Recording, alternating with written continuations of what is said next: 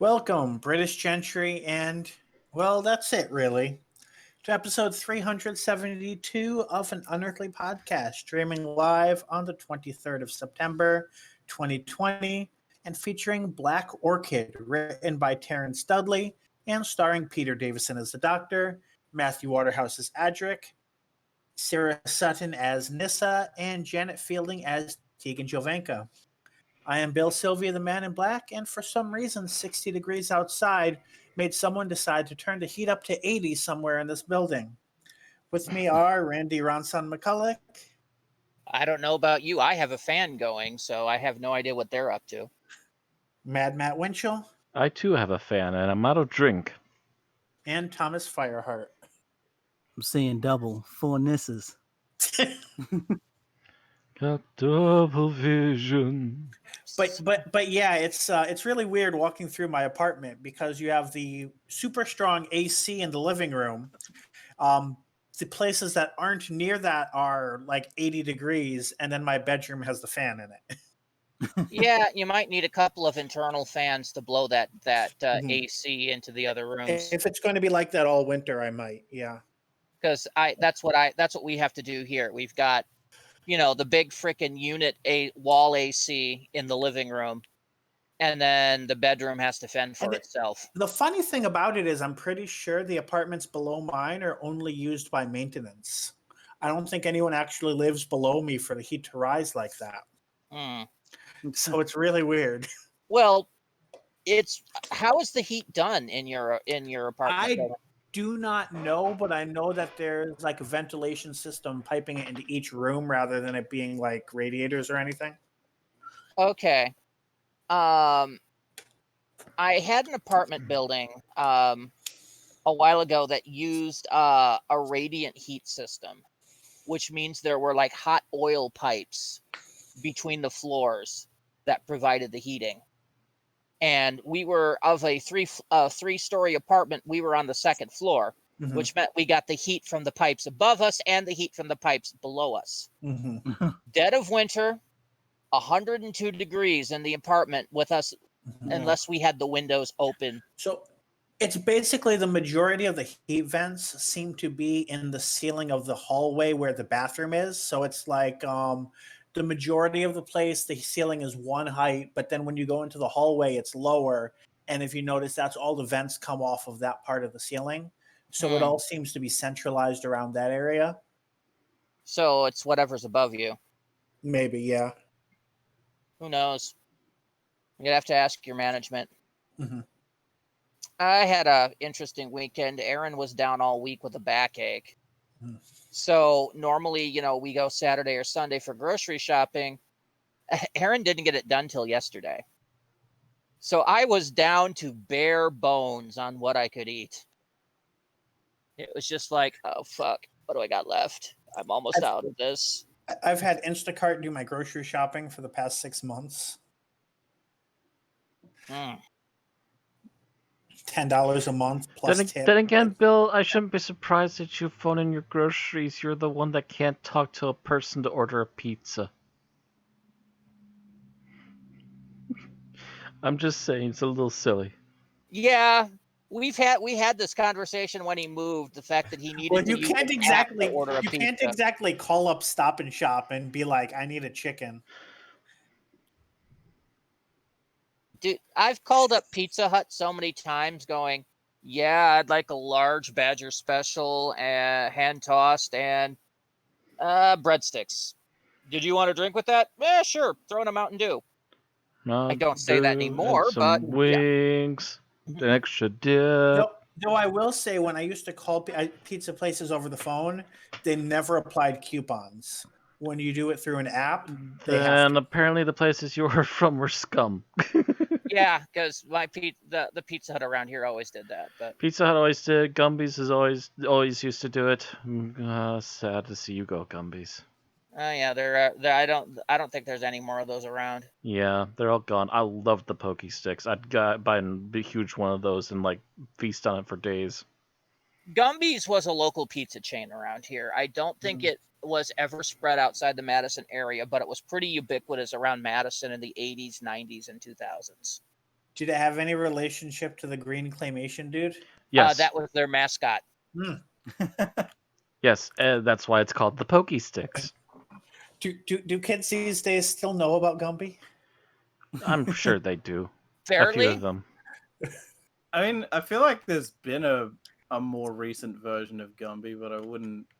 I can't be think able of to a recent recall version off the top of exactly my when. head, but I also know that kids get shown a I lot of really feel old like stuff a- to begin The with. most recent Gumby thing was 1995. Huh, Then probably that's they're a weird. little out of it. They might be a little bit out of it, I- but I'm sure it I doesn't take feel much. like Then again, I think I was watching 60s Scooby Doo Yeah. in the early 2000s. Yeah. So Mm. It's not impossible that they bumped into it somehow. Apparently, there are still a few left, Matt. Oh? I just don't know if there's any left in Wisconsin. Ugh. That doesn't help. Because I clicked down on their locations: University of Florida, Florida State University, University of Missouri downtown, Penn State University, Texas A&M, Texas State, North Carolina, and University of Iowa. Well, nice to know my aunt and uncle and one of my cousins could possibly order Gumbies. Not that they'd be able to get to me fresh. Yeah, it's just they had too much competition, I think, in Wisconsin. Toppers pretty much ruined them. Toppers is also really good. But yeah, that is the same company because it does have the Gumby's mascot and the home of the original Pokey Sticks. So yep. I didn't know they were, other places. I always just thought it was a local place because I'd never heard of them before. I Felt like it was in more places than just here. I just figured it was more or less a college town thing. Yeah, it looks like it. Because every place they mention is university. Yeah. I said Toppers edged them out of here. They became the big university pizza thing now. well, it looks like the nearest one to me is mid Philadelphia. It'd be the Penn That'd State be quite one, a ride. 6-hour drive. 6-hour drive for mediocre pizza. That would be halfway back to my old home. Because their thing wasn't the pizza. The thing was, I think they were open like 24 hours. So they were basically you know, open any hour, but also the size of their food too. Like I said, Yeah, I could get a big pokey stick and feast for days. Yeah, it was basically made for students who were, cramming for exams, etc. Related, I keep getting notices of sales from Little Caesars, and I wasn't aware that Little Caesars charged enough for anything that their food could go on sale because it's the cheapest possible pizza available. Not sure how you make it on sale. You are a self-claimed pizza snob, right, Bill? I didn't say I eat the Little Caesars. I just said I'm aware of it. Okay, I was going to say that you don't want to go anywhere near Little Caesars. The only time I've ordered Little Caesars was when I was broke and it was on my way home and I had a 2-hour walk. Yeah, I can't even remember the last time I had Little Caesars. I bought a $5 pizza and ate it on my way home. It's for sure since I was in Madison. This last time I ate Little Caesars and never again. One of my gaming buddies used to bring it on Mondays all the time because it was $5 a pizza. And I'm like, oh my God, this is the worst pizza I've ever had.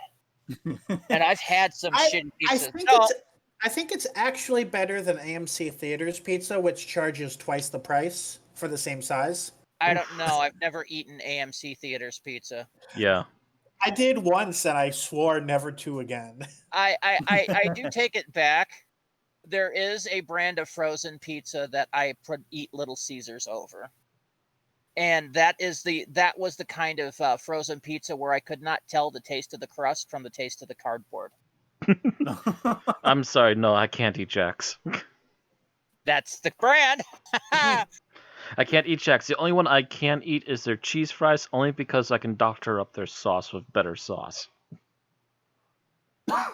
I just remember we ran to like a convenience store one time while we were doing a week solid gaming over spring break, and somebody brought back like a half dozen Jack's pizzas, and we heated it up, and I'm like, no, thank you. I took like 3 bites. I'm like, no, thank you. I'll just eat chips. All right. I think we've tangented enough. So on tonight's show, we've got birthdays, we've got a little bit of news, we've got some geek talk, followed by the episode review, our episode summary, our review, our final thoughts, and our ratings. So starting with birthdays, the first birthday was on September 19th. And that was the birthday of Carolyn John, who played Liz Shaw in the 1970. She would have been 80, but died in 2012 at the age of 71. Just shy of the 50th anniversary. Mm-hmm. The next birthdays are on the 22nd. That was yesterday. First one is Billie Piper, who played Rose Tyler in 2005 and 2006. She turned 38. On the That's same, why I was seeing so many Rose posts yesterday. Yesterday. probably. Same day is the birthday of Fraser Hines, who played Jamie McCrimmon from 1966 to 1969. He turned 76. Oh, he would be someone amazing to get for the 60th. Be nice. Would be nice. So happy birthday, Carolyn, Billy, and Fraser.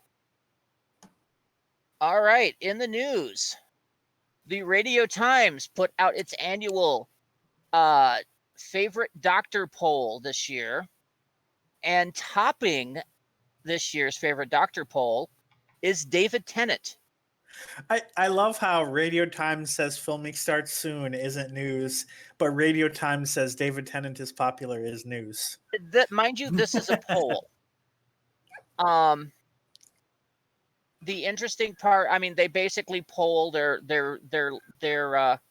readers on who this is. So this is a public response poll. I just found it interesting to list the ones that came in top, because David Tennant being number one is not that surprising. Mm-hmm. Jodie Whittaker came in at number 2 with only Oh wow, 90 some difference between that's the two. within margin of error for first. It is. So yeah, so I guess loudmouths on the internet are the vocal minority after all. Well, I Apparently. guess to be fair, even as we discussed when we reviewed the series that she's done so far, the problem was never with Yeah, the her problem's or never her been performance. her. It was with the writing. It's totally Well, been the writing. there's been a few vocal minority who's had the issue be with her. Oh but yeah, I'm No, sure there are some of them. that their reasoning for not liking her is simply because she has 2 X chromosomes instead of an X and a Y. So And like most people like that, they can get buried under the prison. But anyway. Yeah, they give reasons otherwise. They give claims for reasons otherwise, but I'm pretty sure it boils down to what Randy said. in third place is Peter Capaldi. In fourth place is Matt Smith. And in fifth place, I think for the first time being that low in a favorite doctor poll, is Tom Baker. And only 8% there. What I think we're really seeing with that, to a huge extent, is that the majority of the people voting at this stage are people under the age of 40 People who would who have have mostly seen the newer doctors. I've Yeah. only seen the newer doctors, or outside of them, only know about Tom Baker. Well, and that's been a lot of it. There's a lot of people that only knew Tom Baker for years and years. But Randy, I remember you mentioning that it was an occasion when David Tennant first surpassed Baker. Do you remember when that was? 2007, I think. I was gonna say, I think it was like the late 2000s. So I think over the past decade, there's been one, new fans coming in, and two, unfortunately, older fans dropping off. Also, the fact that the new series is easier to find streaming than the classic. Yes. Yeah. Depends on where you're looking, but yes, it is. I think BritBox has kind of remedied that, if I'm not mistaken. Finally, but yes. Well, BritBox is still a very low attendance number It's compared to places Yeah. like Netflix Which is and why Amazon we must Prime, share which is it. what had New Who up till like recently. you can sit down on Prime and start with Christopher Eccleston and not get up from your TV until you get to Whittaker. You cannot do that with anything that came before him. And you can't do that now Yeah. anymore either because Doctor Who's on HBO Max. Yeah. At least on BritBox, can you stream all the way from the 60s to the 80s, like in a row as one show, or? pretty much. Pretty much. I think they're still trying to work out the license for a couple episodes, which is why there's a few little there's gaps. still a few of the episodes that are missing visuals that That too. Right. yeah. But like it's just Doctor Who, and it just continues on without you needing to be like, oh, what's the name of the story? Let me search for it. Things like that. Yeah, Classic Who's also getting somewhat of a higher profile through Pluto TV, if you're aware of that, where Classic Who has its own channel. I've heard the name. Is that a streaming service or an actual TV? It is both. Okay. Yeah, I was gonna say it's kind of it is one of those apps you can download and put either on your computer or on your thing. I think it was a whole series recommended of channel when I got my Roku. Yeah, it has a whole series of channels that's basically just giving you constant TV. Gotcha. So that you can, I mean, Pluto TV has something like 100 freaking channels, but some of them are like channels devoted to one show. So Classic Who shows nothing but Classic Who 24 hours a day, 7 days a week. I believe they also have a Mystery Science Theater channel, don't they not? Yes, they do, which is nothing but MST3K 24 hours a day, 7 days a week. I know what my favorite channel would be already. Oh, look, it's the Dragon and the Sword. Oh, dear. Here we go. Finished special effects. No, you see, for me, it's like, what's on the Doctor Who channel? I've seen that recently. Oh, Princess Space. Anyway, after Tom Baker, Hartnell comes in at number 6. Paul McGann comes in at number 7. Oh. Eccleston at number 8. Pertwee at number 9. Followed by Troughton, McCoy, Colin Baker, and Peter Davidson being last by 8 votes. Oof. The last three all get less than I'll get between 300 and 500 votes. 350 to 500, yeah. I guess if anything, it's more so just surprising that considering the usual opinion on his run that Colin Baker wasn't dead last. He usually is. Actually, what I was going to say is what's more impressive is you can tell the number of diehard Big Finish and / novel people that prefer that over everything else. Yes. By that 3% that Paul McGann got. Oh yeah. Mm-hmm. That too. He's usually a cellar dweller too because of just having one movie. Yeah, pretty much just diehard Big Finish fans that would choose him over other doctors. Yeah, because his movie was pretty mediocre. Yeah. His movie was mediocre. He was great though. Oh yeah, he was great. But he didn't really get to show it as much in the movie as he did later on when he was in Big Finish. There were so many liberties taken with his character. Even then, he in the movie was the one who was scripted to say things like, "I'm half human." On my mother's side. Yeah. Yeah, that's something that got left behind real quick too, didn't it? Anyway, I just wanted to point that out because the results were interesting. It's interesting, but it does show that it's mostly young viewers lately, outside of the few diehards. It's mostly the new generation. Like I said, I was not surprised with Tennant winning. Right.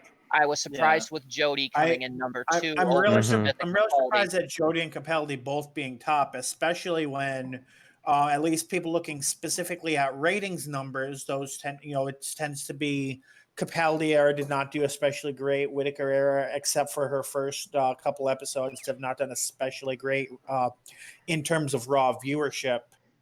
Matt Smith obviously has always been a huge hit. And he's all the way down at number 4. Right. Again, I feel like Matt Smith also suffered bad writing, but that's definitely not Matt Smith is a wonderful actor, but he was really hamstringed by the characterization of his doctor. And I think for a lot of especially U.S. viewers, I think Matt Smith was their first Doctor. Oh yeah, that was Pending. about the point. It came over big time. Yeah, that was when 'cause- we saw the burst, and we're just sitting here going, I mean, before that, Doctor Who had been on the Sci-Fi Channel, but they treated it abysmally. Yeah, They treated it BBC pretty America poorly, came around during the Matt Smith era, right? It came out early. It came out before the Matt Smith era, just but before, yeah. it was. But like any Well, but it wasn't cable channel in the simulcasting U.S. until Well, later. no, like any cable channel, it takes a few years to catch on. Mhm. And Matt Smith came out just as BBC America caught on. But it didn't start simulcasting until a few years in, right? So that would be a factor as well. It's a Matt Smith. Yes, it didn't start simulcasting until then. Yeah, it didn't start simulcasting, I think, until Matt Smith's second year. Mhm. Its first year, it got the license, and it showed it 3 months, I think, behind. But that was much better than the 9 months that Sci-Fi was doing. Yeah. And then they're saying public television also was trying to get the rights to show it, but they were pricey, so they barely could get more than Christopher Eccleston at one point. But then they're like, no, if we're then they bought in for season 6, which is why they got the simulcast rights, and that was the whole thing. Why they hyped the whole trip to Utah and stuff, Right? Because it was part of grabbing that audience for the co-production. Yeah. We get to advertise we're also filming in America too, so Americans can see America. That made Matt Smith. That made Matt Smith the first Doctor for many. Yeah. And people are like, oh my God, he's like the greatest Doctor ever. And I've always been like, no, he's not. Because I remember for a while we would keep checking the poll every year because it would either be Tennant Baker Smith or Tennant Smith Baker, and I think one year it might have been Smith Tennant Baker, if I'm not mistaken. But it was always jockeying between them that I was aware And when of. Capaldi took over, he won. I think the first year he was number 1, and then Tennant took it back because the standing Doctor always has a bump in the numbers. Yeah. Yeah.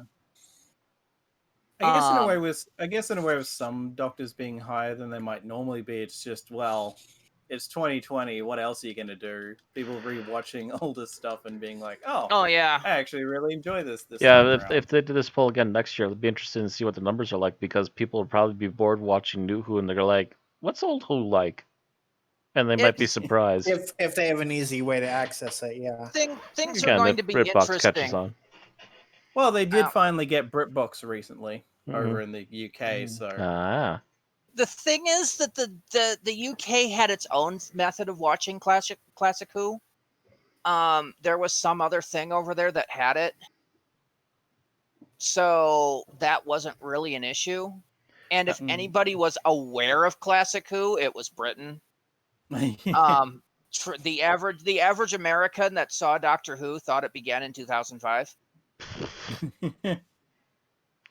See, I knew it would predate that because in the 90s I heard Mystery Science Theater going, Doctor Who, the hell cares, as they're watching a bad special effect twirl on a screen. Well, we knew, but, we're geeks. I'm talking about Joe Average American that, when Doctor Who was at the height of its popularity, they all thought it started in 2005. I had a roommate whose parents only thought that the Fourth Doctor was the only Doctor. That's, again, probably another common misconception from people that saw Classic, because there were some places that only ever aired the Tom Baker episodes. Just about. I think my roommate was the only family member that was aware there's multiple Doctors. Anyway, we spent enough time on the poll. I just wanted to point out the interesting things about the numbers. We are rambling tonight. I mean, I figured no reason not to because we're actually talking about Doctor Who, and there's so much news we have to cover. That here's Article 2. Speaking of all the news, Article 2 of 2. Okay. Torchwood. Yep. So, Big Finish, the new release is Torchwood Ex Machina. featuring Gareth David Lloyd as Ianto Jones. It's apparently a Ianto-specific audio. And free Doctor Who episode this week is none, because the free episode this week was a Blake 7. But hey, it's Blake 7 if people want to see what the new Oh Blake yeah, 7's like. it's part 1 of the first of their Blake 7 audios, but so if you want to get that, go to the Big Finish website, but it's not going to be that. Does it take off after where the show ends? I'm not certain. I haven't listened to it. I've downloaded it, but I haven't listened to it. All right, that's the news. I'm going to let you all ramble on Geek Talk. As Randy has to now step up for a moment. So, Geek Talk, the first thing up on the list is Tony Hawk Pro Skater 1+2.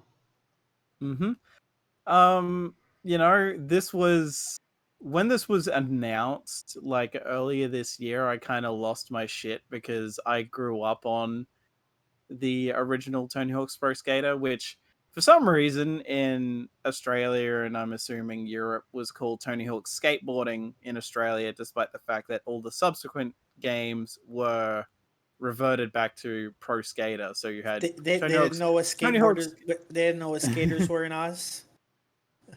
Well, I mean, like, it was called skateboarding, but I don't know. I don't know why Europe, because it's a PAL region thing. They'll change the name, so we have to put up with it. Teenage Mutant Hero Turtles. That's all I have to say. So you get so the first one was Tony Hawk Skateboarding, and then all the subsequent ones are Pro Skater 2, 3, 4. So it's like, well, what the fuck was anyway? I will say, to get it out of the way, I find it kind of hilarious that the soundtrack is censored when adult I perfectly believe that things come up, despite the fact that this has a higher rating than the original did. The original in Australia was basically rated G or PG, and I can tell you that I absolutely remember hearing the swearing despite the low rating. You didn't fill it in with your memory? Oh no, because I even remember, like, I can even tell the difference because I would listen to the songs as they are in the new version, and they'd be like, there's a bit where they say bullshit in one song, and you can't entirely hear, like, at least when I was younger, I couldn't entirely understand and just kind of assumed they were saying that. And then hearing the song later, oh, yep, they definitely say bullshit, because in the new game, it's just a nothing. It's just a pause. And it's like, yep, I don't remember that pause being there in the original game. I gotta wonder if it's only censored in certain areas, too, because I know certain countries will just randomly do that and force that on their version. Could be, but it's like, to me, it's like, well, the game is rated M, so, and I don't think any of these songs say fuck, so yeah, it seems a little ridiculous to need to censor it. I'm sure the American version probably is uncensored. Could if be. It is censored, though, it's silly and stupid and was pointless. Yeah, and there's like, it's funny because like they advertised the game with Police Truck by Dead Kennedys, which is a song about cops doing dodgy shit. So it's like, okay, so a lot of that song's going to be reworked, or it's going to be like a radio-friendly version of that, because given the subject matter. Australian censorship is known as being particularly harsh. Yeah, that's we've kind of briefly mentioned. Again, Teenage Mutant Hero Turtles. Actually, that was Europe. That was Europe, but I'm sure it's well known. No, there's other issues too. I don't know if that crossed over to Australia, but that also could have just happened before I was paying attention to the franchise. Yeah, like, the game's interesting. I haven't 100%ed it yet, but I've played all of the stages from both games, which is funny because I had never played Pro Skater 2. I grew up on the first game, and I can tell you, there are some games where I feel like I was probably far better at them as a kid compared to now. holy shit, am I so much better at this game now than I was as a kid. I was like going through like most of the stages in the first game I've beaten 100%, and I'm like, what the fuck? I never managed this as a kid. The sense memory Like, came back to you, and you now know how to do it better. I guess it's also just because I was like not as good at like chaining things together, like going from manual and then you do a trick and then you do manual again and then you do all this and whatever and you grind. And you're like, I'm far better at that now than I ever was. I mean, I actually even got the trophy yesterday for getting the highest possible score in the stages where you're basically competing in a competition to get, like, you have to get the highest score at least twice out of 3 times to win the gold medal. So this is a re-release from this year? Yes. Essentially, yeah, it's like a remake of the first 2 Pro Skater games. God, kids today must be looking at this and going, who the hell is Tony Hawk? No, he's still a popular skater, actually. Really? Yeah, he's. I'm sure there's other more recent popular ones, but he's still around. I mean, I remember, He keeps getting recognized in public, so people must know who he is. When I was in high school and early college, I remember he was everywhere. Yeah. But I haven't heard crap from him skating, since about I think skating was a bigger thing then. Well, yeah. He definitely seems... I know he's taken the piss out of himself before. I think like he's even relayed a story once where it was like someone told him he looked like that Tony Hawk fella, and he was like, "Yeah, I've heard that before." If by once like a dozen times, then yes. Yeah. It's like, it's just funny that it's like I think it's a matter of his popularity is like niche enough now that he can go kind of mostly just go about his day and not get recognized as much. Of course, it's interesting because I think I expected them to just use like old footage mostly for like the intro, because like the intro to these games is always fairly contemporary footage of them skating out in public or at skate parks or whatever. And this is like them as they are now.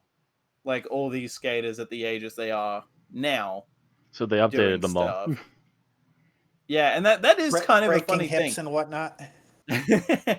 Like I actually was like expecting them to just be like, oh, they'll look like they looked in the 90s. Nope, they actively make everyone looks like they look now. Which is interesting because, yeah, if you are playing as Tony Hawk, you're playing as old man Tony Hawk. How old is he now? 52. Oh. Yeah, I kind of figured he was close to his 50s by now. He was born. He was born in 1968. Jesus. That means, when he was big, he was, in his 30s. Mm-hmm.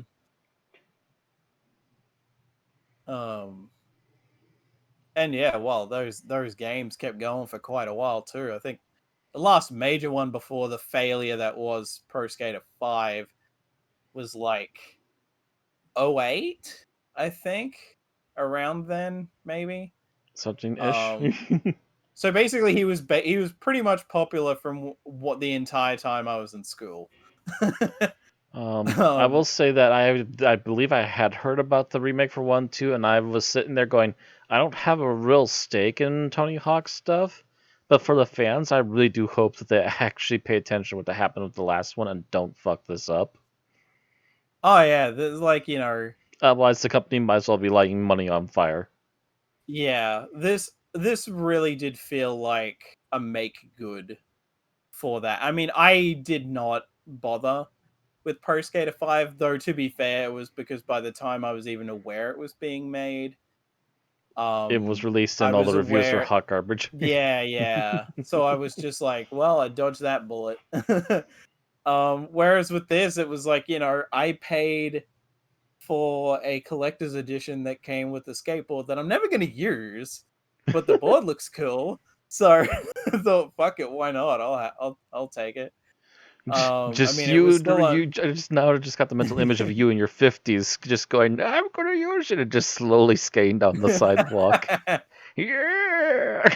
So- I mean, I'd actually have to buy the wheels and shit for it because it's just like the flat board, but still. So Tony Hawk has been retired from professional competition since 2003. So before the games even stopped. Mm. In- Well, in- yeah, even before the Pro Skater ones stopped, because I think the fourth one came out in 2004. So Yeah, I'm just saying, the fact that if he's still known enough to do this freaking 17 years after he retired. He's a footnote in that particular realm. What can I say? I think it's like, this would be about the right time to do it anyway. My hope is that if this does well, which I would assume it has, because the generation that grew up on these games is, like Older I and turned probably 30 rather in for it November, to come so back. yeah. Like again, like I'm turning 30 in a couple of months, so Can't kick it the off my generation lawn. the generation that grew up on it are like have money now, so it's like, hey, we want this thing, give us this thing. I do hope that this leads to a sequel game where they basically just remake 3 and 4, because I've never played 3. It's funny, I've only ever played 1 and 4, but now by virtue of this I played a version of 2. So all they need to do is like Tony Hawk's Pro Skater 3-4, and I'll be able to play 3 and finally be able to play 4 again, because the copy I did have for PS2 went missing like well over a decade ago. You kids, get off my lawn, you and your fancy discs. We had cartridges, and we had to blow in them to get the dust out, and we had no other option but put up with it. I was gonna say not for PlayStation games we didn't, unless Tony Hawk came out on multiple consoles. I think it was mostly PlayStation at the time. Tony Hawk also came out on N64. Yeah, there were several of them were on N64. Oh, I see. And the Dreamcast. Well, yeah, the less we talk about the Dreamcast, the better. Hey, there was some good stuff on there. And Just that the system was bad. I recognize that name, but I don't know if I've ever actually seen one. Oh, the N-Gage. Oh dear. Oh, run away.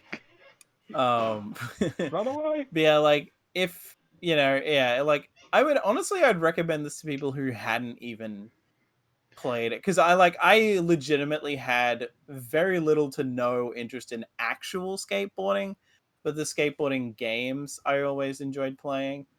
So I would definitely say give it a try. As far as I know, the standard version isn't full price. I could be wrong. If not, and considering the shit that's going on at the moment, if you just want to wait for a sale or something, wait for it.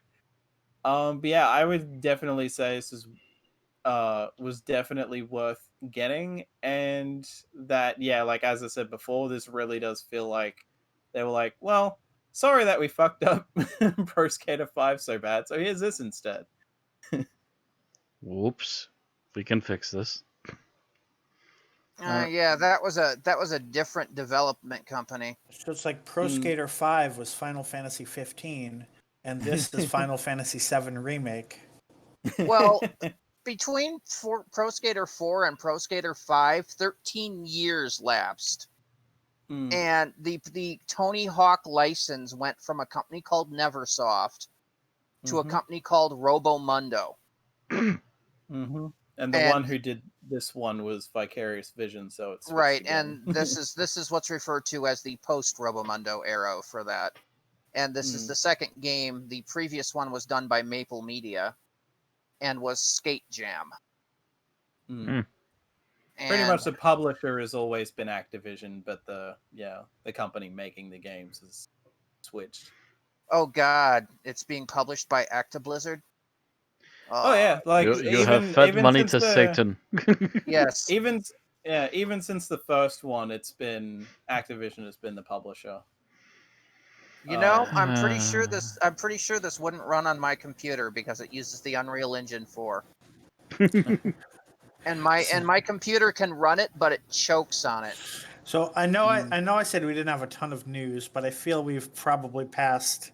I was going to Quite say, a few do we have milestones any with this final remarks on conversation. this? Yeah. Yeah. Oh yeah, I'm done. Okay. All We right. can move on. So moving Going from a remake of an old game to an old game. to legitimately an old game, here is Star Wars Dark Forces, a first-person shooter released around about roughly the same time as the original Doom games, actually, come to find out. A little bit later. A little bit later, and also using a completely different engine. So speaking of which, the big thing about the big difference in the engines, Doom technically is all one flat level. They just use different code to make it look like certain segments are elevated. Dark Forces actually uses its own 3D engine, which actually does make elevated things, but also if you don't have something modding your ability to look up and down, you're gonna be really annoyed trying to shoot high up or low down targets in this game. I did mod it, and it did get that part to work. The rest of the mods did not work, so I couldn't alt fire with my right click, which is also annoying, but occasionally you can stop and hit the Z button. So long story short, back in the day when we were playing this for the first time, Matt, we didn't have mods. yeah, and I feel sorry for all of you because Ed told me stories of him trying to play Dark Forces, and he was a little cuss bucket. Oh yeah, me too. I can't remember how far I got, but I do remember swearing up a storm trying to play this. I can't remember if it was pre or post Windows 95, but it was right around that era. Oh, it's definitely it's definitely a Windows 95 or higher game. No, it originally came out for MS-DOS. Actually, no, it's right. It actually is DOS because it does say exit the DOS on the menu. But still, this was around the 95 era. Yeah, it was. It came out in February 28th, 95. Even 95 technically ran on bits and pieces on DOS. I just can't remember if I got this before or after I installed Windows 95 on my computer. And this does run on DOSBox, no matter where you purchase this from, as far as I'm aware. So long story short, the main character of Dark Forces is Kyle Katarn from the extended universe. And your first mission is literally him going into an Imperial base and stealing the plans for the Death Star. Very quickly after that, you're hired up. He's hired up again by Mon Mothma from Return of the Jedi to continue working for the Rebellion because their base of theirs was recently wiped out in literally minutes by an unknown secret weapon of the Imperials. But they're not sure what it is, only that it made strange blasting sounds and other weird movement, sounding almost like jetpacks, which they hadn't seen in a while. Kyle does figure out what is going on by finding out about Allos and also stealing a weapon that apparently the Imperials had brought back, the Dark Trooper plan. The original Dark Troopers were essentially cyborg modified clone troopers, but these are now fully robotic and come in different variations. One looks kind of like a Terminator with a sword and a shield, and the other one is a bigger, bulkier stormtrooper with a jetpack and shoots essentially giant laser blasts at you, as well as rockets, depending upon how pissed off it is. Mind you, when they made this, the whole concept of clone troopers hadn't actually been developed. Yes, the version Zero Trooper wouldn't come out until a little bit later in one of the sequels, but it was eventually a thing added to canon.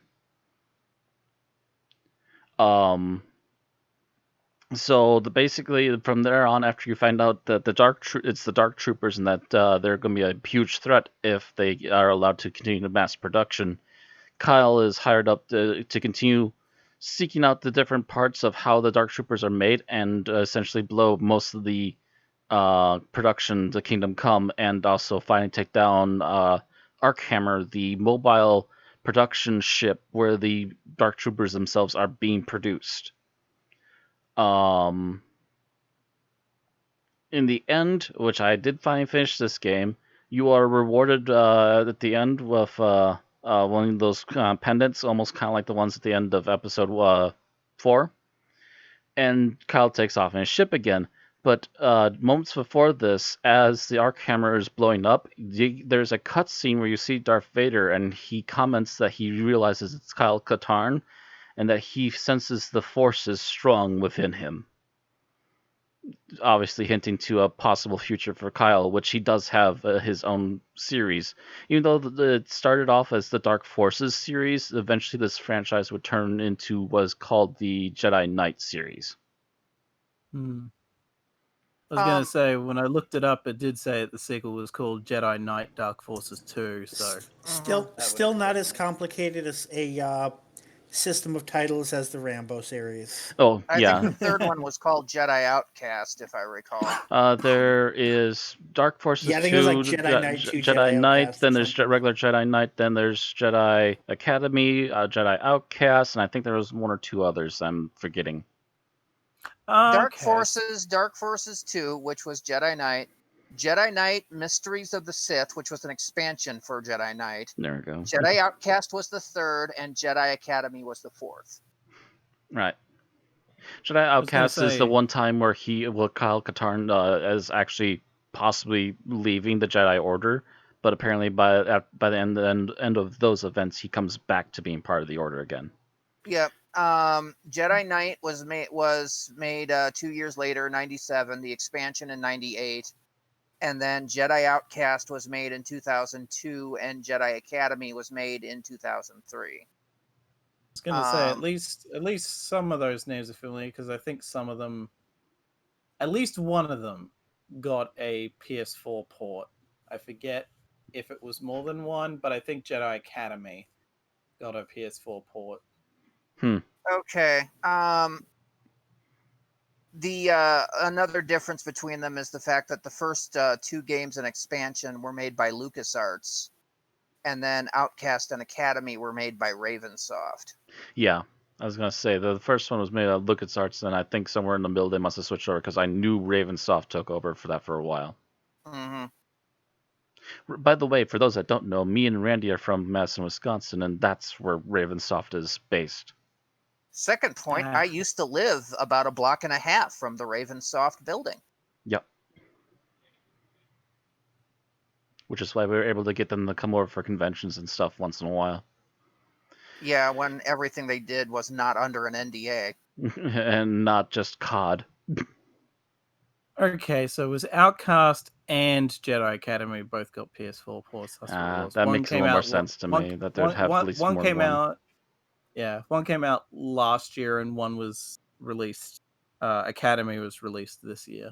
Yeah, and that's probably because Raven Software holds the license and can go, yep, we're going to port this bitch.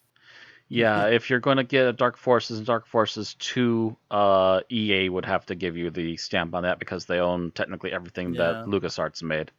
I would also like to point out that Dark Forces is one of the reasons that the expanded universe got redacted by Disney, because the opening mission where you steal the Death Star plans is one of 3 stories where they steal the Death Star plans. Although I think this might be the first one. This is the first one, yes. This was probably the first time we actually see who steals the plans, and you're actually playing them. But yeah, the story team did say the year that the first Star Wars Celebration after the reboot, that the existence of multiple tellings of that was one of the inspirations for the reboot in the first place. Mm-hmm.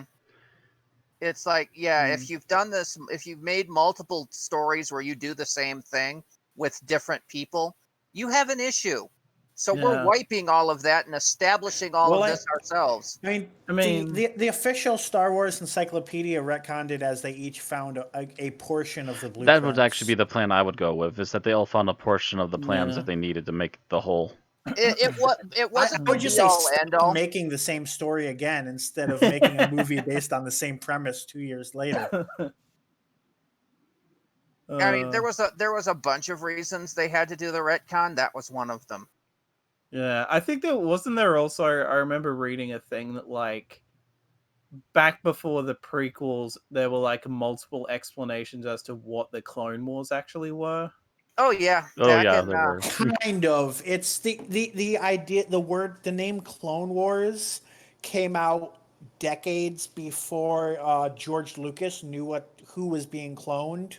And this was actually retconned in some of the re-released books. In the 20th edition of the Heir to the Empire book, they kind of edited some of the references because they had kind of thought that it was about cloned Jedi fighting each other. Yep. That that came got from the corrected Thrawn afterward. trilogy. Yeah.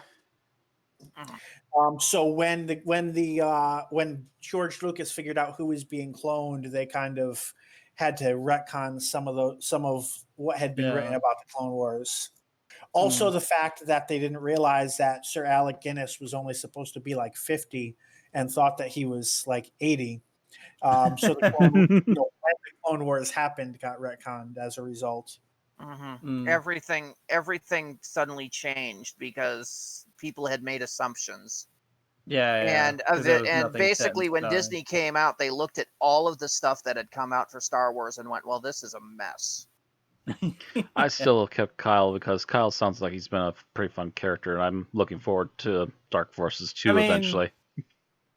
Yeah, I have by the way, I have the entire 4 games on Steam. Yeah. I mean, like, it seems to be a thing where they seem to pinch things here and there, like Thrawn being in Rebels, and like, the son of Leia and Han ends up turning evil. Gee, I wonder where that came from. Well, for the sequel trilogy. It is, they are cribbing from that, but they're basically choosing what they're putting in. Yeah. Rather than having to take all the shit that came with it too.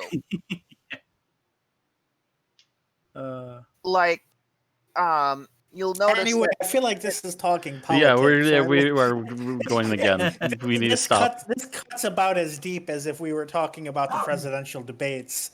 So yeah, this could go on for hours. So long story short, you're biting my tongue. Dark Forces days. 1 is the first-person shooter game that's really solidly good. If you can at least find an easy to download mod, there are many of them out there. You can easily find them on Steam if you're on PC. Go ahead and play this one. It's still a solid game. Oh, also the last mission is really freaking hard. I actually played it on easy in order to end it. It still took me an hour and a half.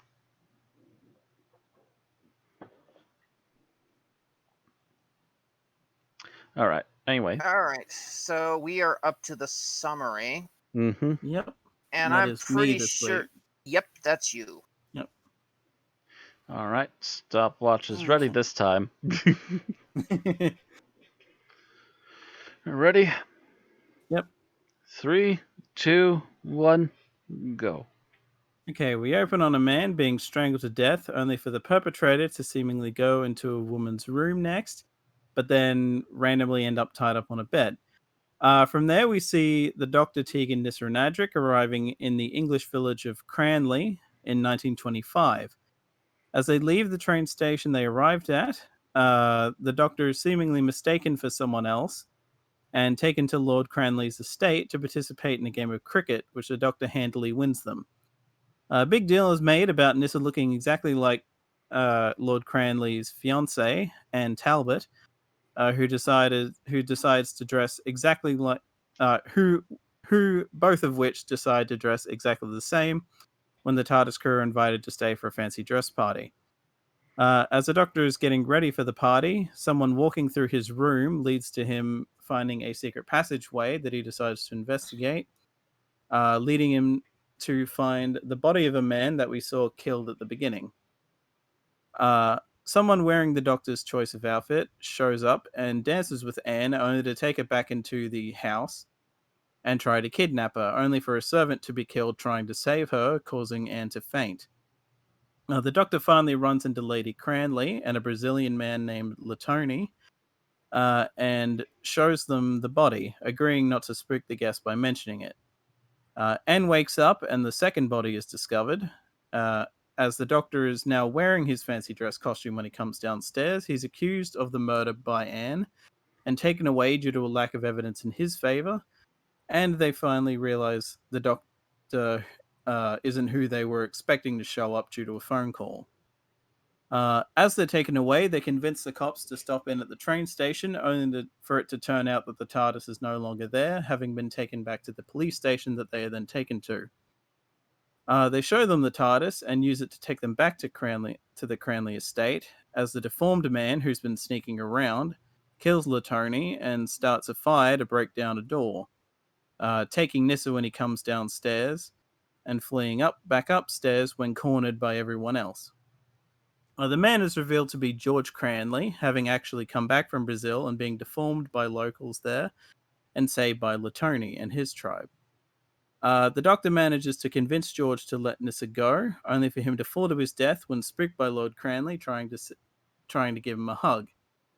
The TARDIS crew stick around for George's funeral and then are presented with gifts, a book named after the serial, and their costumes before leaving. The end. 2 minutes, 46 seconds. So I was almost hoping I made could do it 2.5 that quick minutes. because You Almost made it 2.5 you almost made the jokingly 2.5 minute mark because it's half a story compared to usual. Yep. Yeah, we were joking before you joined the chat of if we should make it a 2.5 minute summary this week. Well, yeah, I was determined to try and make it as short as possible because I was like, there is not much. There is a lot that I can skip because it's just them playing cricket or them doing this or that. It's like, well, that's a lot. Them to sitting skim around a over. dance party, them wandering around aimlessly in a tunnel. The normal challenge of a 4-person TARDIS crew doesn't seem to afflict this episode. Yeah. As much. Yeah, because basically, what are most of them doing? Being at a party. Yeah. Anyway, let's talk about what we like about this serial. And Bill, you're first. So this is a dumb thing, but I still found it funny, and compared to his other recent appearances, it's worth referencing because it didn't piss me off. And that is, I just love the fact that Adric was doing exactly what any other teenage boy at a strange party would be doing, which is spending all day at the buffet. Basically doing his Ron Weasley impression, yeah. They're just Which, sitting of there course, eating is- and being antisocial because this is weird. Which, of course, is also why I just said that it isn't afflicted with the normal problems of a 4-person TARDIS crew, because Yeah. Adric is still at the buffet, does not require much summarizing. We just well, see him I know on a it's- plate and people commenting, is that seconds? When I was his age, that's exactly what I would have been doing if the Doctor had brought me to that party. Honestly, the same here. So yeah, it was Find it was some food, very maybe find a place relatable. to sit and just kind of being quiet by himself. Yep. This party has nothing to do with me. Maybe spending some time with the one girl that he knows. Or talking with people, the few people that you do know, yeah. All right, Thomas. I guess by virtue of something to say and also the God, I was almost going to go for one thing. Screw it, I'm going to go for a different thing. Basically just Sarah Sutton, I guess, in general, because she actually, like, I paid attention and it actually seems like she's essentially given both characters slightly different voices when she didn't really have to bother. Because at least the pitch seems different. It seems like Anne's speaking with a higher pitch than Nissa is. At least enough that for me it was noticeable. So I was like, oh, that was a nice little touch that they like literally didn't have to bother with. And I don't think that any, or at least most other things where this has happened have really done, unless it's like, God, what's an example? I can't remember the name of it, but there's like an exact double thing with the Second Doctor where he has to put on an accent, but only because the character he's playing otherwise is Mexican. Yeah, like I honestly thought, and there are like a few bits where it's a bit wonky, but it's mainly because of the effect they're doing, but otherwise it works pretty well. All right, Matt. Oh gosh. What do I want to go with? I'm gonna say I really like the set work on this one. Thank goodness, because they're kind of stuck in it. It seems at points. But the indoor sets that they used for the house were nice and massive, and they had a lot of stuff added to them that just added the depth they needed.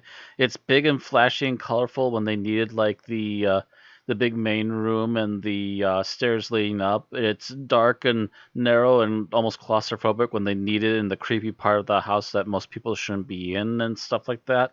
Just really effective set design. Mhm. Of course, I'm it not. also helped that it was. It also helped that it was just like an English house. Oh yeah, we can do that with a BBC. Yeah, it wasn't that hard. They just needed to know what they wanted to do. Mm. Okay, so the house itself was Brockhurst House. Was the filming location for Cranley Hall, but I think that was mostly the outdoor Yeah, I was shot. gonna say that's the outdoors. Yeah, that was outdoor. Yeah. Yeah, the rest of it was shot in Studio 3 in the BBC Television Center. Mm. And of course, it's one of those things where, like we've said in previous stories set in these kinds of English settings, where it's like I'm they sure could like very half these easily props are left over from something else, and they just need to put them together properly, and ta-da! yeah. Just It's don't mess up the set design, and we've got a good set. Yeah, really, really old English house. Sure, we've got like 5 of those. Which one you want? All right. So what I liked, it was abrupt, but I still liked it, is Tegan's 180 in personality. Oh yeah, Where she's been hostile and get me off this thing. She's finally like, no, I'm with the crew now, She's enjoying herself. I'm glad I didn't take that then, because that was actually my original pick. And then she's enjoying herself, but then she's like, "So why are we still going back to London?" Yeah. Well, that's like, yeah, it's like, Doctor, I said I want to stay with. Why are we still in England? Yeah. it's like I don't know. The TARS just keeps bringing us here. What is the issue? What day is it? Maybe if you didn't take a whack at the controls every day, they might. Well, if the controls would actually behave themselves. But you notice once she discovers she's in like the 1920s, she's like, "Oh wow, okay, that's interesting." And she basically spends the entire episode having a good time. Yeah. Yeah. Which, is a lot different from the Tegan that we saw the serial before. The rest of the season, yeah. And literally, the last serial that we did last week is the one right before this, story-wise. Yeah, because they just mentioned what we just did to London. Yes. Mm-hmm. Yeah. So, literally, she's gone from uber hostile in the last serial to, I'm cool with this now. So, but at the same time, we were basically screaming at her last one to get on with it. Which I guess is funny as well, because this is like 2 serials after Kinder, so at this point she's probably just like, fuck it, I need a break. To hell with it, I need to stop being so uptight. What's next? When I'll get there when I get there. Well, see, what happened is Tegan looked at the script and she realized that she was going to go a whole story without being mind controlled, and it just made her happy. Yay, no mind control. And I don't have to watch horrible murders. No, she still got to watch a horrible murder. She watch saw one death. Yep. I have mentioned before that Tegan's trip on the TARDIS is probably one of the most horrific of any companion. Yeah. She loses 2 family members over the course of it. It literally starts with the death of her Auntie Vanessa. Mm-hmm. After which she then proceeds to watch the Master kill a third of the universe, although I don't really think she comprehends that. Then she watches the Doctor die and come back as a young man, which, has got to be what the hell for her. Gets involved in the whole Castrovalva thing. Then Fort of Doomsday was the next one, wasn't it? So she gets to find all these people that have been reduced to basically chips. Then she gets possessed. Then she watches basically an alien trying to wipe out the human race with plague. Then she gets to watch somebody fall off a building. Then she watches Adric die, and whoever many else died to the Cybermen in that episode. Mm-hmm. Yeah. Most of that ship's crew. Then I forget who died in Time Flight, but actually I think she got off before the shit happened in Time Flight. No, she got off at the end of that episode. Okay. Yeah, I think the doctor left without her after they got back to the airport. Mostly by accident. The Master was involved, so there had to have been some deaths in that one. There's definitely some deaths and probably some horrific traumatic stress disorder flashbacks. She takes a year off to recover from PTSD, and then goes to look for her cousin, who's killed. Rejoins the TARDIS crew.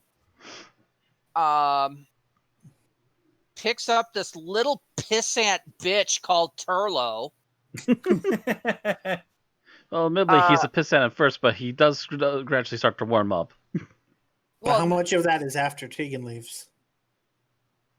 6 of one, half dozen the other. He gets better after the whole Guardian trilogy. Yes, he gets much better after that. Then has to survive the Death Zone on Gallifrey. Which there is a bit of running around, but she doesn't get to see that much of it. Or at least not that much of the bad stuff of it. And then there's a few other things, and then you get to the point where she's at Resurrection of the Daleks and watches a whole bunch of people die to Daleks. Mm-hmm. Yeah, she's basically just like, no, I'm done. I'm done. And attacked by squiggly monsters and sees a bunch of people get slain by death machines. Yeah, it's over. Big Finish played her right when they brought her back in, and she was, in Australia suffering from PTSD. Yeah. Because who wouldn't have been after that kind of horrific 2 years on the TARDIS? I bet you. Did they actually start her with hearing the TARDIS coming out of nowhere? Because if she did, I guarantee you she flipped her lid. I can't remember. I remember the audio, and I think she was having delusions, so I'm not sure she separated it from her delusions. So, yeah, that's the thing. Yeah. But no, here you get to at least see her be a bit positive before all of the horrors hit her. Again. Yeah. All right, so let's talk about what we don't like about the serial. And Bill, you are first. All right, so I'm going to say the whole concept of the Anne Nissa thing, just because it wasn't really used. It seemed like they had a story written maybe for episode 3 that never, of course, happened. And it ended up kind of, all being crammed into the last 5 minutes of the episode. Mm-hmm.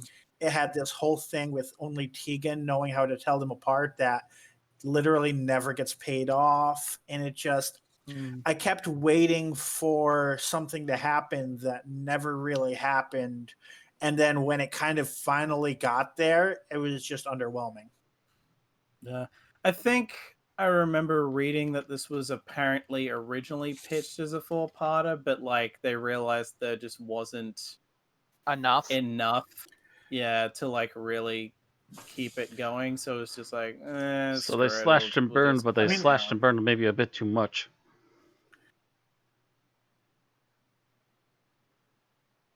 Yeah, maybe if they had written a proper, I guess the crew are annoyed that it didn't have any proper mystery elements and just fell flat as a result. If they had written it as a proper mystery and had some confusion caused by them looking similar and everything, then it probably could have stretched out a bit longer and been more interesting. Yeah, it would have been, if over the course both of them had been hit in the head about the same time, and they both had suffered amnesia, so they didn't even know who each other was, that would have been a little more interesting. But as it was, it really did feel like it was rushed. and that was going to be my least favorite thing about it, is it really felt chopped down. I mean, you literally start with a guy strangling a guy, which you can only see from the waist down. Yeah. You don't know what's going on. And a second later, he's tied up in a bed, and you don't know how you got from A to B. So you're like, what the fuck? Heck, we don't even know how he hid the body before he got recaptured. Yep. Yeah. And then, the whole ending just seems to come to an end quickly. And they quickly send off the doctor and crew within the course of 30 seconds. So it really felt like, oh my God, we're running out of time. We're running out of time. We got to finish it.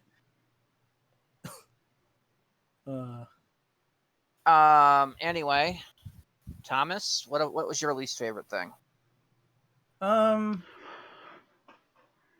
Just that they kind of play their hand a bit early about what's actually going on. Like, pretty early, oh, it's this deformed dude in the house that's doing everything. And like, oh, well, here's the doctor clearly doing this, so who's in that outfit? Like, if you just, like, ducked away from the doctor for a bit and only saw the person... I mean, you wouldn't expect it to be the doctor anyway, but it would add more air of mystery of, oh, it's clearly not the doctor, it's probably that crazy dude we've seen previously. Yeah, wasn't he, like, grunting or something? He was kind of hissing. Hissing and rasping. Doing things the doctor would not be doing. Yep. Yeah. If they had found a way to have kept the mystery going. And that was another big issue I had, is the fact that they obviously left you knowing what was going on instead of you trying to figure it out. Yeah. Because they established this character ahead of time, and then they established, because you already knew that it was going to be somebody else in the outfit, but the fact that they established this character, you knew who it was. Yeah. So if you didn't know who it was, it would have been a little better of a mystery. Especially because you could even tease it like, well, is it a human or is it an alien, by just showing one of his deformed hands? Yeah. Is it one of the guests? Is it something else entirely? They had a chance to establish this as a mystery and just completely botched it. Yeah. Honest to God, I would have probably had started with, the cricket match in play and then cut to the TARDIS rather than the guy getting executed. Yeah, it's kind of like the problem we had last week with the Visitation, where it's like we just open on these characters that we never see again anyway. So that was wasted time. It's like, why are we doing this to start with when in this case, it's like you've just kind of spoiled the twist. Yeah. You spoiled the whodunit. And I think this might be half the problem with Eric Sayward, to be honest. And it's funny because, like, watching the behind the scenes stuff, like, Peter Davison has said he wasn't keen on this because it's basically like playing out like an Agatha Christie mystery or something. It's like, no, well, it's a very bad one if it's that. If you played it out like an Agatha Christie mystery, it would have at least had some suspense. Sure. Yeah.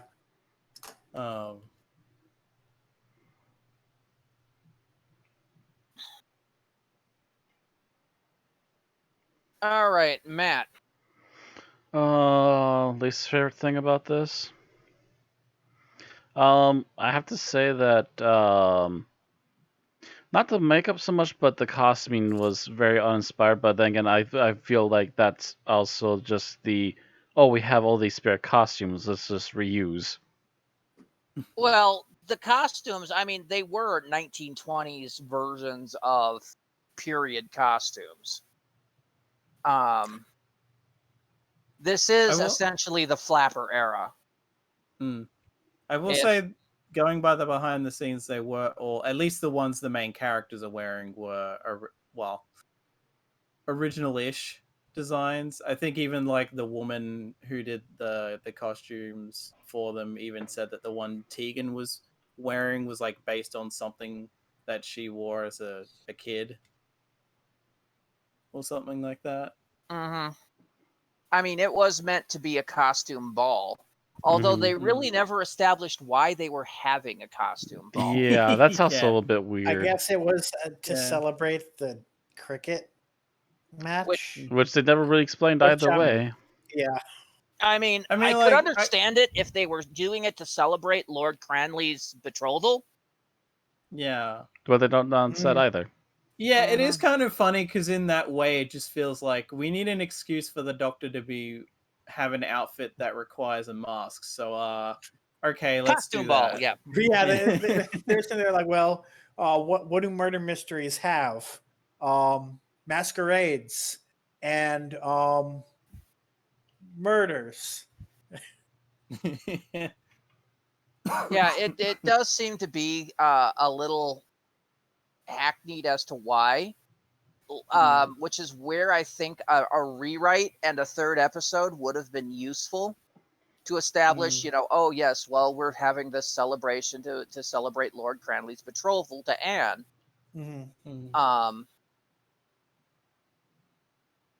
I mean, the whole concept of her wind up getting engaged to the brother of the man she was engaged to, you would think is weird, but that's something the British gentry did. Because that was basically an agreement between, the House of Cranley and the House of Talbot and yada, yada, yada. I hadn't necessarily heard that history, but I remember that was all over the place in the Bible. So I was just like, oh, okay, they're doing that thing. It's something the British gentry did in the Victorian and Edwardian eras. Probably before that too, but it's something that died off eventually, like World War II-ish.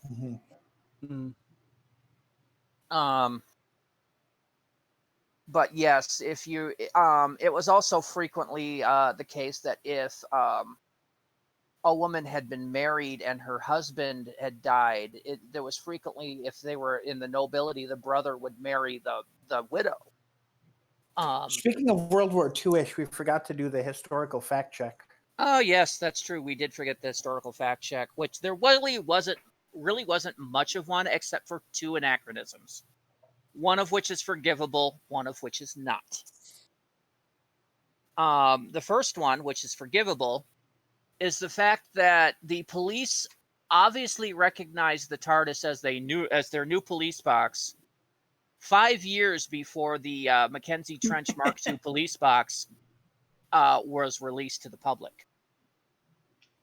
Now, the fact that it was blue and had the words police box on it probably just meant that they could assume it, which is why we're forgiving that one. Right. The other one, Bill, you go ahead. So the other one is that Tegan asks for a screwdriver, which they absolutely accept without finding that slightly odd at all. And the screwdriver did not come to exist until there are competing stories, but all of them are roughly in the vicinity of World War II. Which would be another 20 years down the road, or at least 15. So they should have asked her why she wanted tools, kind of the way Adric was asking why somebody would want a cocktail in the bath.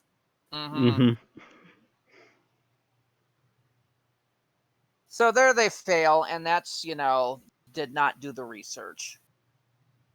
Other than that, the era that they were in, the 20s, the late 20s era, or the mid 20s, actually, this was 1925, pretty much was indicative of the era for the British countryside nobility.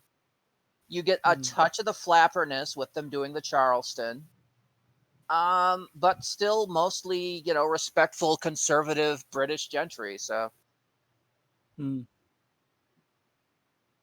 celebrating Lord Cranley. I like to say it like that because that's what it is. What's going on? That they live in the town of Cranley, and he is Lord Cranley because their family has been lords there for generations. Anyway, where were we? We were at what we didn't like. I think that was just Matt, so it's you, and I think you tacked on. You tacked on to Thomas's. Bill, did you give yours? No, I tacked on to Bill's. Yeah. Yeah. I did have a separate one. And that is the some of the visual effects they did, especially on the South American. Mm. The fact that he was supposed to have the disc in the lip thing. When you looked at it, it was obviously just something the guy had in his mouth. Yep. Yeah, No. that did seem a little off to me. I was like, Yeah, is that he a did prop? seem to be talking perfectly fine as well. Well, that's because he was So- overdubbed by somebody else. That's what I was assuming too. Is that he must have been dubbed. Well, probably by himself because the actor was Indian, like actually like from Indian. Yeah, And he I was. was like, well, he sounds it too, so it's He was. probably the guy dubbing himself. He was Middle Eastern. The actor was Middle Eastern. Oh, I'm not sure if he was where in the Middle East. I'm including India in that because his name was Ahmed Khalil. So Ahmed is more of a Asia Minor vibe than Indian, but it could have happened. You never know. But Yeah, I don't think that's who was doing the voiceover.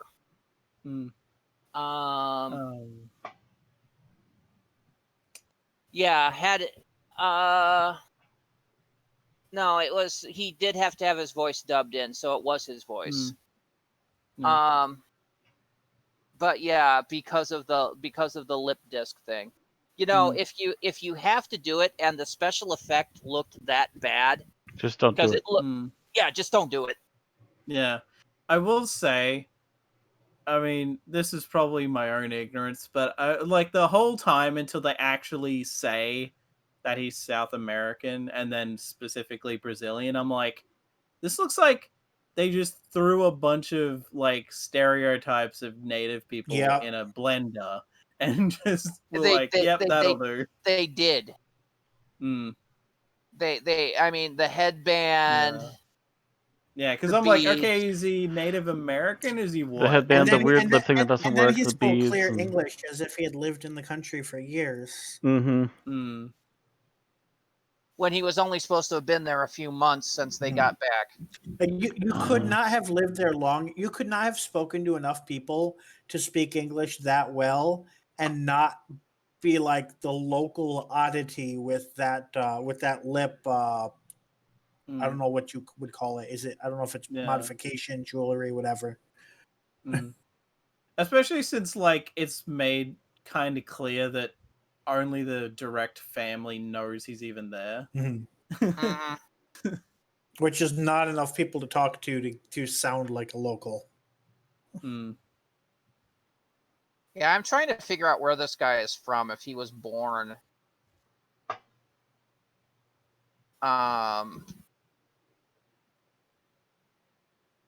If he was born out of country or if he was born in Britain by a foreign family. I look up the name and all I get is a footballer, and I know that's not this guy. Nope. That's the point where I add the actor after the person's name, but that's likely not to get much. Yeah. Plus, in some cases, it doesn't. There's the odd chance that there's just no info anywhere. I have an IMDb page, but it has no detail. Yeah. It doesn't give his biography or anything. It just gives a filmography. Usually you at least get details like, you know, born here on, you know, this date. Nothing for this guy, so I can't tell. Just says stuff he's been in. All right. Anyway, the special effects they did on him were terrible. His costuming was terrible. I will say one of his roles was playing a Pakistani, but that could mean anything because it's just like, oh, here's a brown dude, let's make him play a Pakistani. So yeah, who knows? He's apparently known for playing various Middle Eastern roles, because I see him playing like, you know, Indians, and then I see him playing a character called Rafi Hussein, Hmm. and that's obviously Middle Eastern. Raul Al Muhammad. So yeah, So he's playing South American natives, Desis, and Arabs. So he's just their Hmm. ambiguously brown actor. apparently. Hmm. And he acted from the 60s through the early 2000s. So, Hmm. He had his yeah. go-to, and he stuck to it. Yep. Hmm. Anyway, favorite scene, Bill. So after some thought, I'm going to pick a scene that at first I didn't know what to make of it until I realized what it was communicating to me. And that is the scene that the character that I thought, and I'm probably not alone because I think we were meant to assume this, the character that I thought was Nissa faints after seeing the strangling. And at the time, I was like, "Something's up. Why would Nissa be fainting?" I thought it was. I thought maybe they had done a poor job with the script, and then I realized that was their way of communicating to us that it was Anne and not Nissa. Mm-hmm. And I kind of applaud that. Even if, as the cast said, it is kind of just an Edwardian stereotype, but within the context, I can see how that was an effective way to do so. I caught the switch this time, but You were looking at the shoulder? What's that? You were looking at the shoulder? No, I just caught the personality difference between the two in the switch. Really? Because at the time, I could not. The voices sounded similar enough. I was not able to. Mind you, the first time I saw this, I did not catch it. So got you. Okay. I kind of figured there was going to be a switcheroo, but yeah. And that was actually something that would have been my second choice for a thing I didn't like, was that, or I could have used it to elaborate more, was that just I don't feel like Sarah Sutton played the two roles very differently in terms of the things like body language, tone of voice, the sort of things that you would normally use in such a role. I mean, yeah, she even, like, in the behind the scenes thing I watched, she said that at first she was wondering if she wasn't making them different enough, but then realized, well, wait, if I make them too different, they'll be then when instantly you are recognizable as supposed to who's be who. like, then the moments where you probably are supposed to confuse them, it wouldn't work. I guess if it were a more complex script that we were actually intended to at some point not know which is which, then that line of reasoning would work. Yeah, if that was actually important at some point, that would actually have worked, but it wasn't really important. There was actually never a time where that was a thing, but yeah. But at least it was an intentional choice and not like incompetence or anything like that. Mm-hmm. All right, Thomas, your favorite scene? Just because I like to believe, and this probably isn't the case, but I like to believe that this was a genuine reaction, I'm going to go with the doctor bowling the guy out. Because it is, to me, I could very, very easily see, especially since Peter Davison has said that they were actually supposed to just a shot of him bowling and then a shot of him being, like, the guy being bowled out, like, instead of, like, actually one shot. But the guy that was operating the camera was, like, ended up just going wide, so you actually see the whole thing. So it wouldn't surprise me, especially since I don't know if it's true or not, but I feel like I've heard it described as it was like he did it on the first take.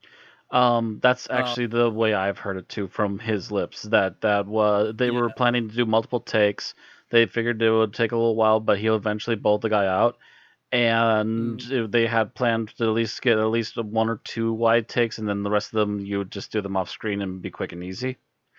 But yeah, the first take, widescreen, boom, did it. Yeah, and they're all just like, everyone's just like, the reaction just seems genuine to me. That's like, oh shit, he actually did it. Whereas like pretty much every other shot, it's just him bowling, so they could very easily be cheating. Yeah. But there's one shot you actually get of him doing it. From what I read, he actually did fairly well. Mm-hmm. Because Peter Davidson is actually pretty fond of cricket himself. So this is one time on the show to show his method. Mm-hmm. Yeah. So he's just like awesome, practice for this. Yeah. Like I think he like admits himself that he was like, he was all right when he was younger, but he didn't like play a fuck ton necessarily. But even just then, it was like, yeah, I actually got to do this, and it actually looked good instead of looking like shit. Whereas they in the behind the scenes stuff, it's funny, they actually rope him into playing a bit of cricket as an old man now, and it's like, obviously with the with the passage of time, he's nowhere near as good. Yeah. Yeah, he's out of practice at this point. He's probably not played in a while. Well, not even that. I mean, just your reflexes and your all that too, and also hand putting on weight coordination. and everything. All of that drop in your 40s. Mhm. I used to be a baseball pitcher. I couldn't pitch shit now. I must have hit my 40s decades ago.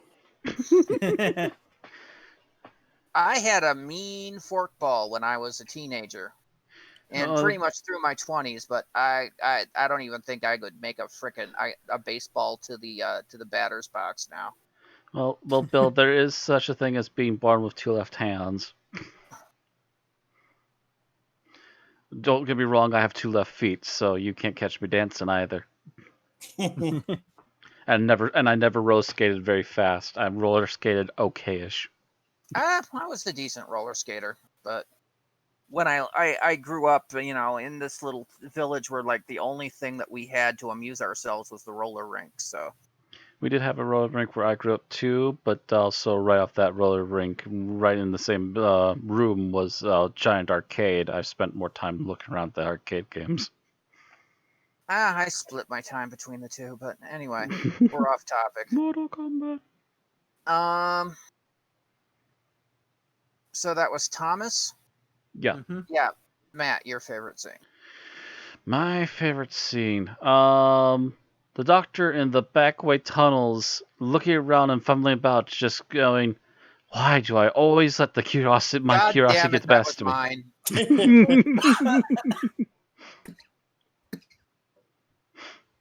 I absolutely thought that was great. Because, yeah, that was That's just literally him being having a really good moment to be the doctor. Curiosity, my curiosity, every time. I'm just walking down the hallway. It's a secret corridor.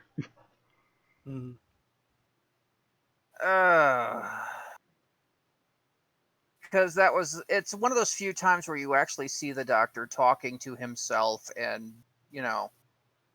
asking. Oh, is that a rare thing? And, well, talking to himself and actually kind of showing self-doubt a little bit of this, why do I do this? I could have been a gardener or something. I should just stuck to cricket. Should have just left afterwards. Cricket player, apparently. Well, yeah, he does even like say during that sequence, it's like, why didn't I just leave after the cricket? Mm-hmm. Even the fourth doctor is quoted as saying, "I should have been a slow bowler."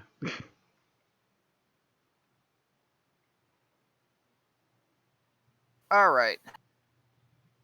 So, since you've stolen that, my favorite scene. Damn it, that was really my only scene.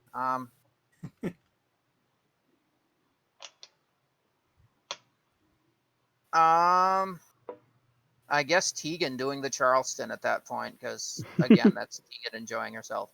Yeah. Well, just Tegan at the dance period. She seems to be having a great time. Yep. For a change. Our least favorite scene. So that would be me.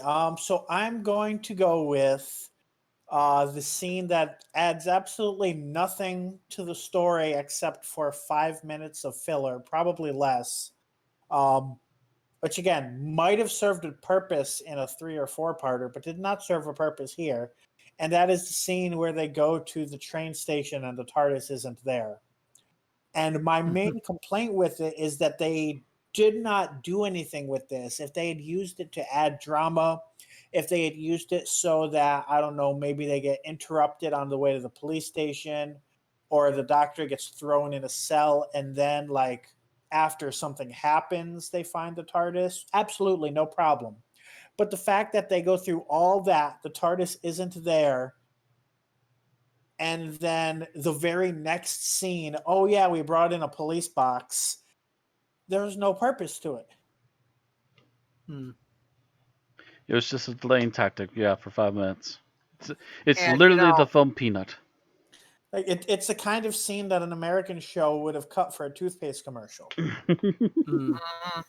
Well, I guess this is the guy who wrote For the Doomsday, which has a lot of scenes where it's like, well, let's just show these people dancing to eat up some time. Yeah, but they had to chop down so much. I really felt like that time could have been better spent elsewhere.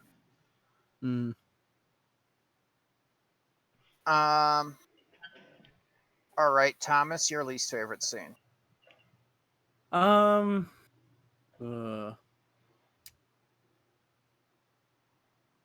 just probably gonna go with the opening of episode 1, just because that is like, what the fuck is going God on damn it, that was my easy go-to. Because it was just like, I mean, there was a different one I was going to go for because it was like too real in 2020, but yeah, it's just that it's just like, yeah, I didn't even like, it was so funny. I was almost thinking of making a joke about it when I did the summary, but just decided not to bother because yeah, it's just like, cut to, he kills a dude, goes into this woman's room maybe, and then just immediately cut to him tied up on a bed. Like, okay, how did we get from A to B? And as we're seeing this guy struggling, we pan over to man with thing in his mouth. Do you really want to open your episode with this move? do you really, Doctor Who? I knew what they were trying. It's just that they failed so bad at at A, trying to create dramatic tension, and B, introducing characters. It's like, I'm like, no. Well, there's like literally no follow through from cut to cut. Exactly. Yeah. If he had, if they had done the thing where he had strangled the guy, and then immediately, like, one of the other guys had clubbed the guy from behind, and then you saw him tied up on the bed, you at least would have had an inkling of.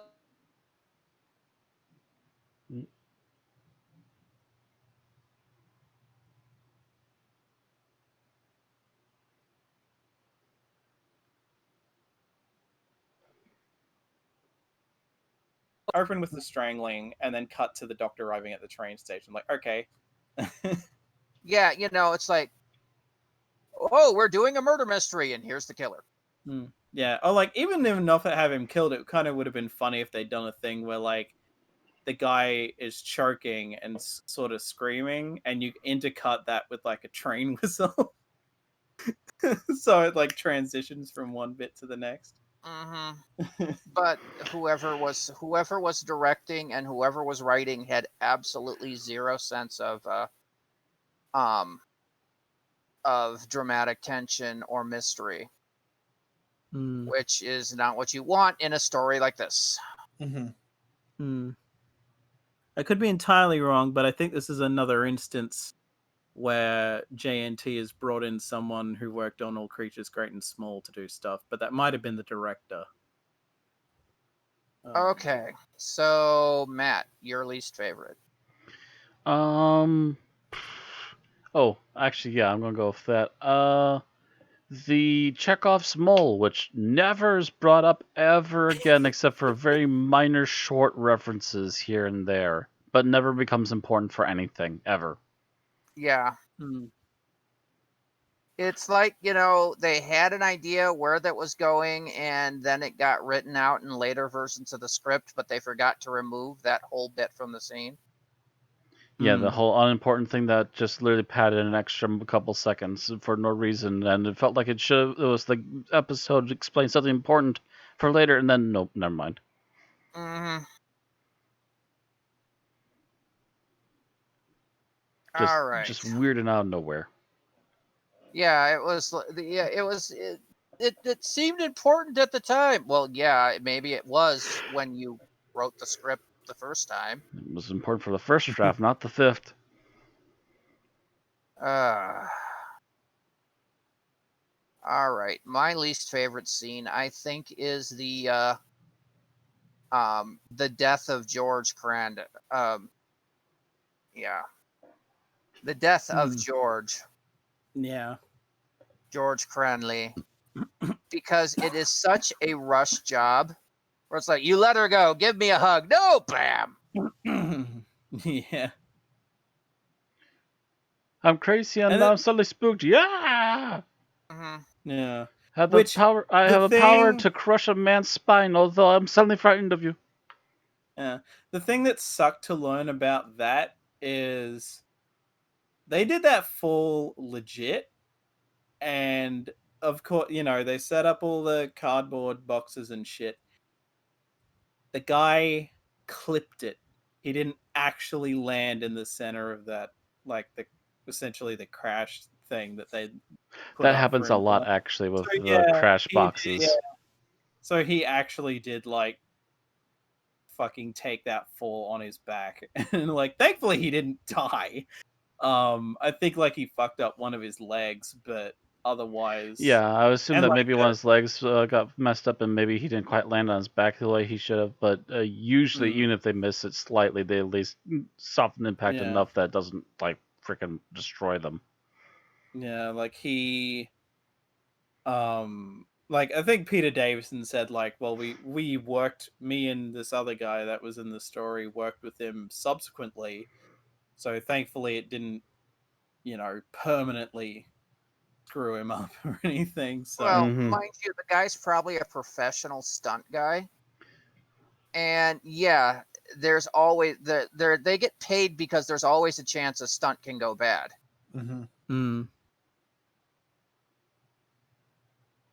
So we used to make fun of stunt guys with the fictional character of Super Dave Osborne, but really a lot of them are kind of like that, where they fall, land badly, broken leg and stuff. They're just like, I'm okay,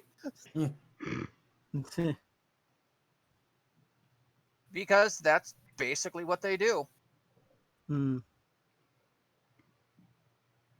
If you want the but extreme that was interesting, I think. Yeah. I just found that whole bit to be kind of rushed, and really you're just kind of confused as to what's going on. So, I'm not confused with what's going on, but it is an obvious rush job, and it's just like, really? Well, you don't really see, what causes him to fall off the roof. You just see him reel back, and then suddenly he's off. Well, the guy goes to give him a hug. What caused him to fall was bad balance. Yeah, literally him panicking in bad balance, and he trips. Literally, his brother is trying to come in to give him a hug. He freaks out, falls over, and dies. He was pushed by plot convenience. Yes. If we acknowledge him, I won't be Lord Cranley anymore. Push. He was pushed by the cameraman that day. He zoomed. We told him to zoom in. We didn't mean physically. Boom. Ah! I know there's at least one comedy that's done that, where the camera punches someone in the face and then backs up, but I can't remember what. Spaceballs. Well, yeah, that is the thing. Okay. Yeah. Everyone steps out of the way, and it just smacks him in the face. Yeah, Also, his helmet comes down. Lone stop. Also done a lot in Evil Dead, where you've got the chase cam runs into the guy and he goes flying. That doesn't actually hit the character though. Evil Dead. They don't acknowledge the camera. They don't break the fourth wall that way. Except for the point of view monster. Yeah, that's what I was talking about. Was the point of the? Okay. But yeah, that doesn't comically hit the main character in the face though. that usually smashes through doors and windows or Right. rattles boards. Anyway, we are up to final thoughts. And All Bill. right. So this is part of my final thought and part of answering a question we had. The director did not have a credited role on All Creatures Great and Small, but they were, at least according to their credits, a brand new director who had only worked as a production manager before, who would then go on to direct Time Flight, Arc of Infinity, Frontios, Vengeance on Varos, and Mind Warp. So it took him 4 times before he eventually started doing well. Mm-hmm. And he had a few other directing jobs in the 80s, non-Doctor Who related, but this was the first thing that he had directed. And I would say I think it shows. This episode may even be an argument in favor of the showrunner position as a singular thing, just because if the person who had commissioned the script was on set, there might have been more consistent direction in terms of what needed to be done. That's just speculation. And for all I know, this season there was issues with who was even commissioning scripts anyway, so I'm not even sure. Yeah. As far as I saw, this was technically commissioned in a period of time where there was no script editor at the so time. Maybe even it was commissioned. JNT. So maybe this is just JNT as a bad showrunner. But yeah, so the episode fails to deliver on its most interesting to the casual fan premise, which is 2 Sarah Suttons. It fails to deliver on the structural plot, which is the murder mystery. And it gives a lot of ideas and doesn't seem to quite know what to do with them. It might be rushed in some way, or it might have just not been done very well. But ultimately, I can see why, looking at this, that especially a fiscally tight producer would look at this and say, okay, we're not doing any more historicals because they don't seem to work based off of this. Because there's a lot that does not work. I do not think adding an alien would have made the story any better, for the record. But I can see when decisions are made on limited data, which they always are. But yeah, so there's some good in the episode, mainly the fact that Adric stops being a dick. Tegan Stop being a bitch. Tegan, I guess, smoked some weed or something, took some Midol. I don't know. Oh, Bill! I'm just spitballing. I'm not. Oh, Bill! I'm just saying everybody's a lot calmer here. Female listeners of our show can complain. Bill has. I'm not even picking one or the other. I'm just saying everybody's a lot calmer here, except for the Doctor. But even the Doctor's a little calmer than he was last episode. This from our resident SJW. Bill. I'm going to remember this episode now for years. Did they take some Midol, Bill? That is one of the possibilities. I wasn't saying I'm the one in our group that's supposed to be making the racially and sexually insensitive comments. I'm supposed to be our Clarkson, damn it. my point is the best thing about this episode is that the TARDIS crew is not trying to get on the audience's last nerve anymore.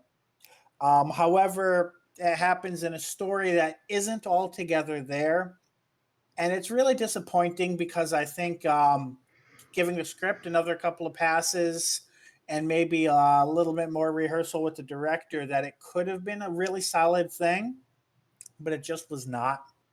And it does not live up to the expectations that even like looking at the summary and then watching the episode, it doesn't live up to the expectations that would garner. So that does cause it to be a bit of a disappointment. And that's it for me. I think that's quite enough from you, Bill. Thomas. This, if this if they just played more into the mystery thing and reworked a bunch of stuff, this could have been not necessarily like great, but this could have at least been good. Whereas this is, I'll say this much.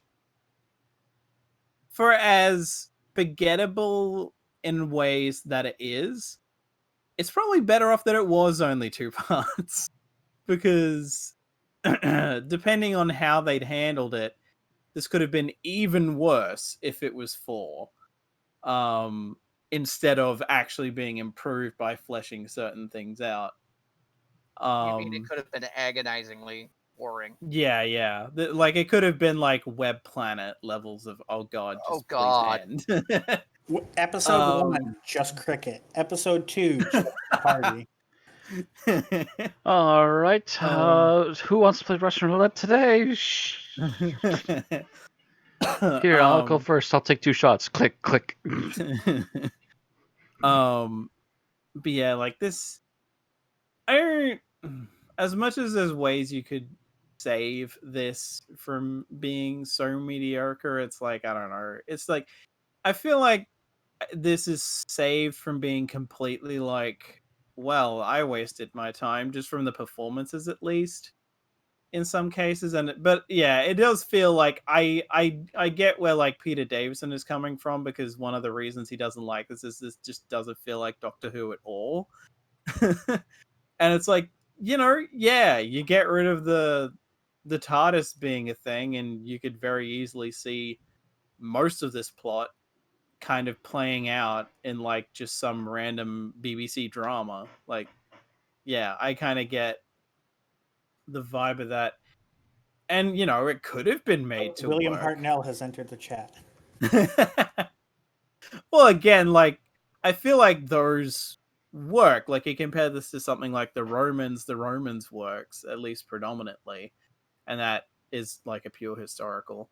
Whereas this, I just don't, like, yes, some things just aren't clicking, or, this was just rushed into thing, or just JNT was like, fuck it, we just need a 2-episode story, just crank something out and whatever. Again, there's like, this is a period of time before Saywood came on, and even before seemingly potentially the like interim guy who was there for like Fort of Doomsday was there. And even then, I think the interim guy said he felt like he was just being thrown in the deep end.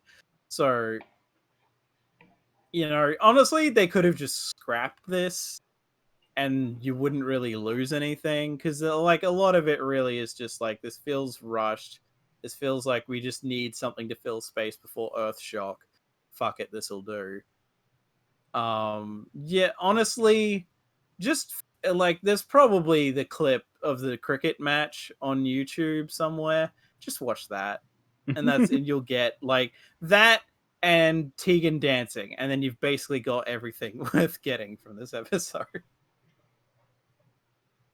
You done? Yep. Matt?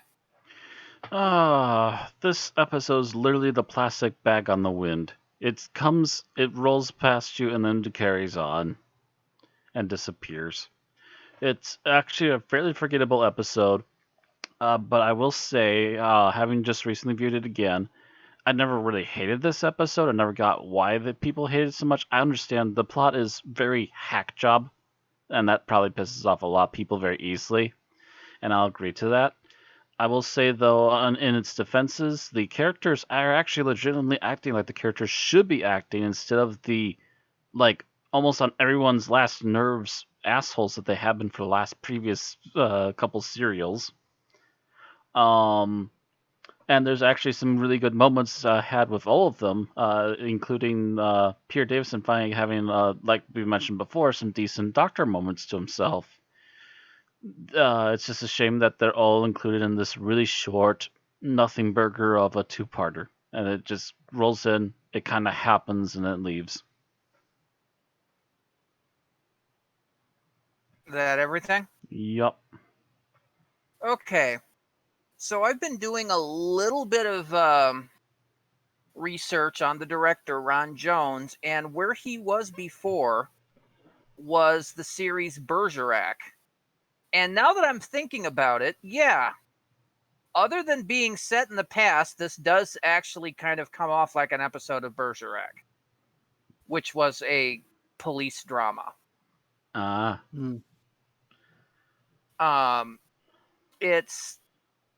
I've seen a few episodes of that. I've never really been thrilled by it. So this is it's kind of a misrepresented episode. Yes, I think it needed to be longer to tell the story it wanted to tell. I'm not sure it should tell the story because it didn't have the right people it needed. Mm-hmm. And I'm not talking about the cast. I'm talking about the writer and the director. Yeah. You needed somebody that was good at things like Poirot or Sherlock Holmes to tell this story. Yeah. And you didn't have that.